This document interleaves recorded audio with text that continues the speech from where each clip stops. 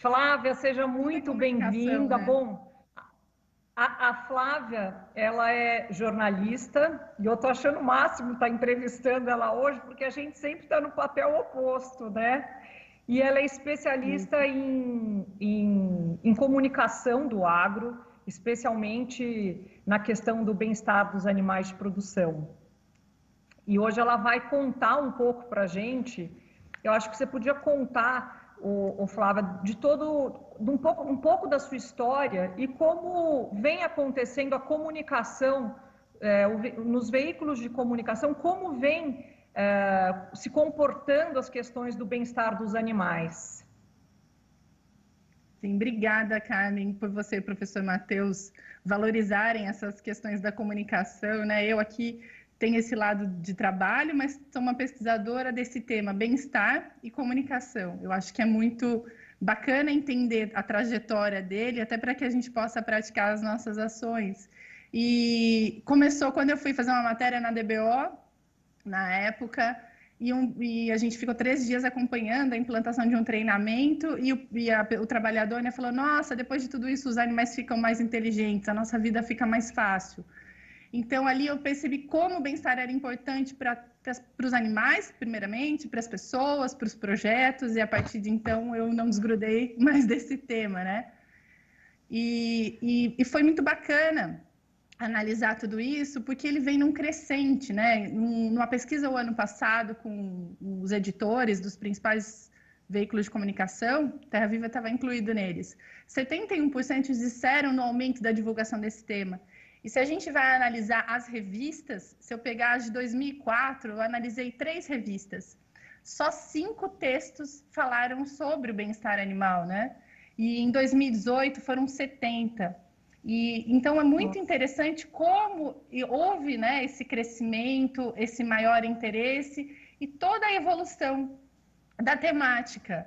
Ela parte dessa apresentação de conceito, de mostrar o que é, né, bem-estar animal. Depois ela vai um pouco para a ciência, para a extensão, e ela ganha muita voz quando ela se conecta com a economia, ou seja, quais as perdas, os ganhos de eu implantar o bem-estar animal na minha fazenda. A legislação também teve épocas extremamente importantes que levantaram o tema. E o que me intrigava é que nunca vinha muito forte a questão ética, né? A questão da fazer isso porque é bom, como diz o professor Matheus. E então, a partir dos últimos 5 anos, a gente vê os produtores, as pessoas que falam sobre isso, evidenciando esse ponto da importância, porque isso é bom. E isso pega diretamente na demanda do consumidor e do maior interesse das pessoas por esse tema, pelo tema da carne, né? E aí a gente tem essas respostas que vêm da cadeia produtiva e da comunicação. É muito importante isso que você está falando, porque é o fazer o bem faz bem, né, em todos os sentidos. E são números expressivos. E o que você acha que o pecuarista ele deve fazer? Eu acho que a gente vê esse maior interesse, né? Eu parto muito de uma comunicação que ela não precisa ter uma defesa, ela pode se mostrar, ela pode. Acho que isso é um ponto importante para as pessoas. A gente pode mostrar o que a gente faz dentro da nossa. Usar a comunicação de uma forma muito estratégica para os nossos objetivos. Isso é muito legal. E o bem-estar animal, se você tem uma fazenda com práticas sustentáveis, com um trabalho bom sendo executado, por que não mostrar? Por que não abrir essa porteira, né, da comunicação? O celular está aqui, né? Ele ajudou tanto a gente a fazer isso. Ele está disponível para todo mundo, é muito mais fácil a gente se comunicar, a gente mostrar. Então, eu acho que a gente tem que ser corajoso, é o primeiro passo, ter muito critério, tem muita gente boa aí para assessorar, para auxiliar as empresas, né, tal. Ser muito crítico no que vai ser comunicado, porque a gente tem um costume de falar com os nossos pares, mas a internet é aberta para todos, a comunicação vai para todos, então a gente tem que ter muita atenção quando a gente vai usar um material. Se as pessoas que vão ver aquilo têm o mesmo repertório que a gente, né? E contextualizar essa informação ou trazer uma informação relevante. Eu acho que a comunicação, ela demanda todas essas necessidades, esse pensamento de atenção ao outro, de fortalecer esse relacionamento. porque as gerações são muito diferentes hoje, né? A gente tinha uma comunicação com o agro de experiência, e hoje já não é mais assim. E você falou agora, esse link é importante, porque eu queria saber qual que é a sua visão de como deve ser feita a comunicação do agro com essa, como você enxerga com essa nova geração, que é uma geração totalmente diferente. Eu sou filha de 2 veterinários, né? Tive família com fazenda. A sua história que a gente sabe que a gente vê também. Você tem essa histórico de família. A gente teve essa oportunidade, acho que a maioria das pessoas, de ter essa relação mais próxima, de vivenciar um pouco mais. E aí a gente entende as mensagens de uma forma diferente.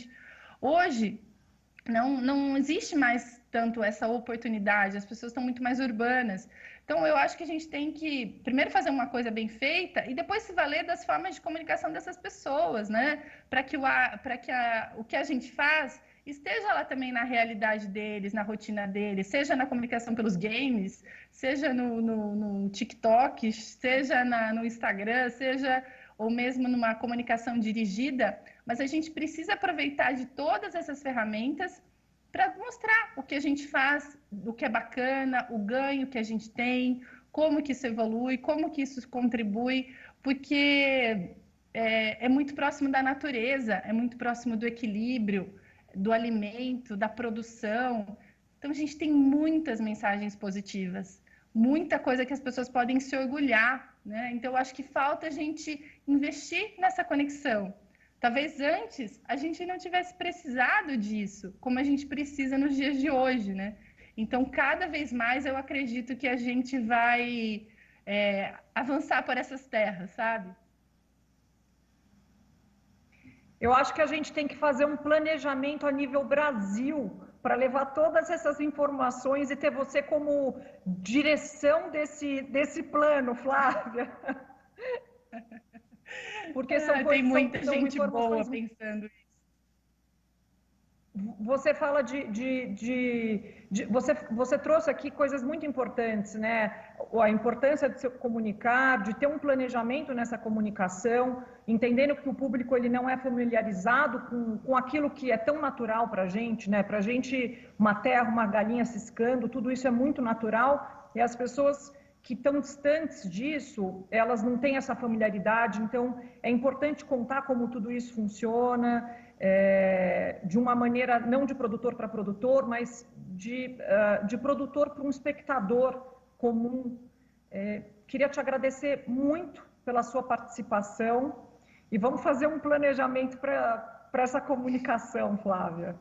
Mais do que você já faz, né? Porque você tem tantos trabalhos aí comunicando o agro.